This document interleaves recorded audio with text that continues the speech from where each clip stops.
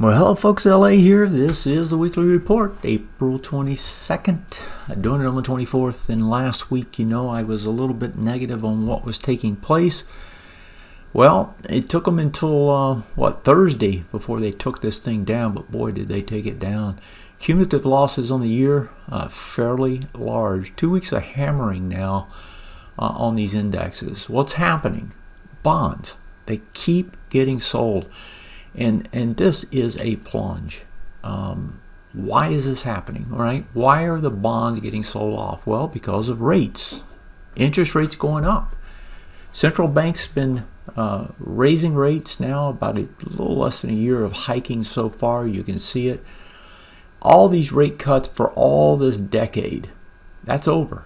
And we may get rate hikes for a longer period of time. I don't think we'll get 4 years, but it could go for another year and a half. We haven't even started QT, where the QE has been happening around the world. If this kicks in, things are really probably going to get ugly. With the rates rising, they're rising fast. Everything, right, ends up costing more as a result of that. And this is the problem. It's the extreme fast move, right? That gyrates through everything, and you see it gyrating through equities now. Let's look at the equities. Let's look at the charts.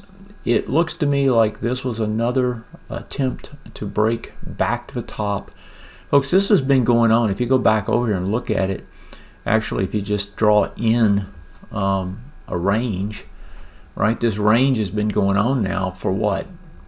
June last year. This has been going on for coming up a year now. This may be the turn, right? And last week I was talking about the fact that I was concerned, and matter of fact, while I'm here, 4063 is the target on that ABCD. I was talking about my concern that we may actually have a top in this market overall.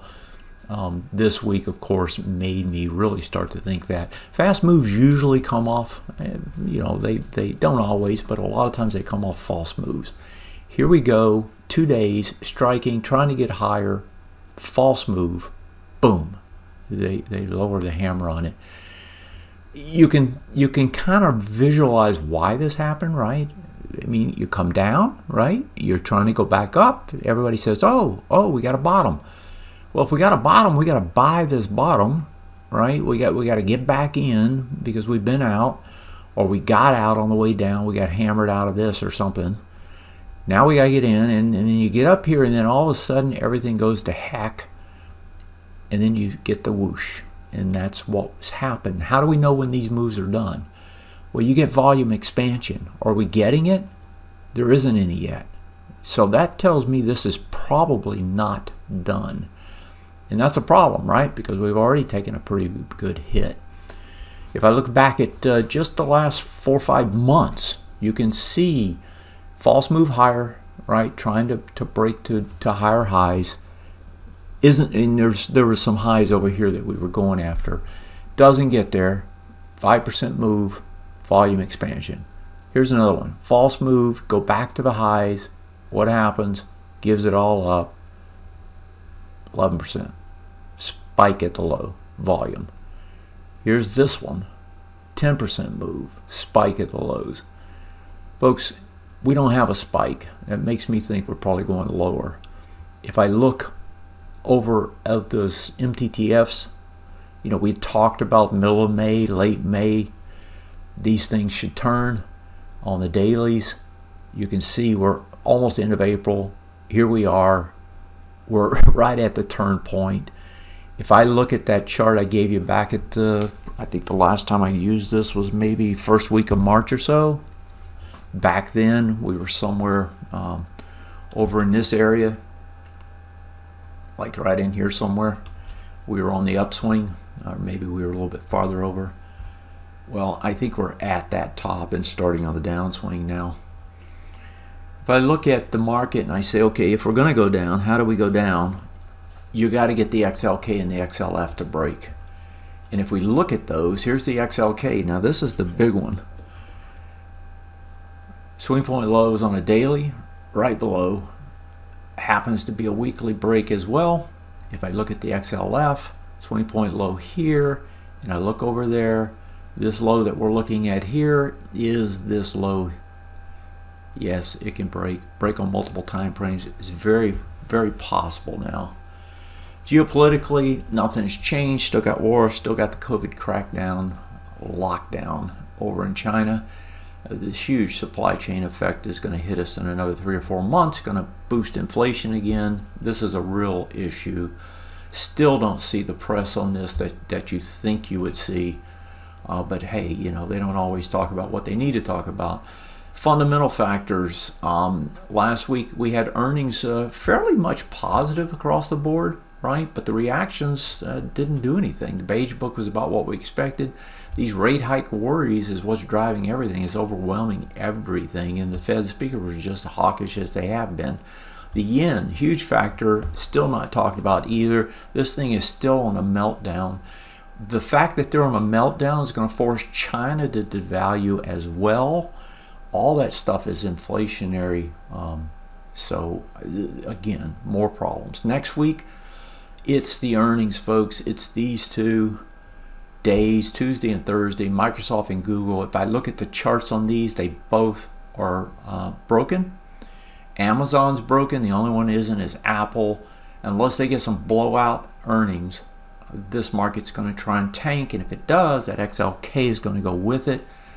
We got the Bank of Japan rate decision. I have no idea what they're going to do, but everything they've telegraphed so far is they're going to keep QEing until eternity, which itself is a problem because they've got so much massive debt now. GDP, the results, 6.9 last time. They're expecting 1.1. This may be something that helps or hurts the market. Other than that, I don't think the rest of that data is going to do much. Fed goes into a quiet period. They're not going to say anything. We've already got what they're going to say, and so it's going to be speculation now. Market looks primed to break down. It's a faster swoosh move down if it happens, right? The mega caps are going to be the key. And like I said, the odds don't look like they're going to blow out the earnings. I was leaning towards last week. It's the first time, you know, I almost never say this. And the reason for it is so much can, you know, so many things can make a market turn back up. You have to be very careful to say a top is in. And I'm still not saying a top is in, but boy, it sure is looking like it. We may be getting the underscore right here, and that is that top, you know, it's taken about 6, 8, 10 months now. This is kind of a key area. If this starts to break, then I would be much more comfortable with that idea that we do have a top. The Fed is going to be the one who has to rescue this when it happens, but that still seems to be a long way off. Unless this changes, I would say the top probably is going to be in. If we look at the market, that 40, I think it was 63 actually, that ABCD down would complete. That would underscore that top, and if it happens, it's probably going to happen very fast. If I look at the trading plan, the portfolio, got a pretty good hit this last week, about 2%, primarily because we have a large position here and it got hammered 12%. Added another position in gold with FNV, and we're still about 15 to 60 with 75% invested. I'm not going to do anything else. Weekly prognosis last week, it was the worst case scenario, and if I look at this week, I think the risk remains to the downside. If you're gonna lean to one side or the other, this is the side you got to lean on. I think that this is going to be an ugly week, and if so, there's going to be a lot of disappointed folks out there. Okay, I'm doing my best to keep this 10 minutes or less, so I'm going to leave it at that. Have a great one, stay safe, and I'll see you next time.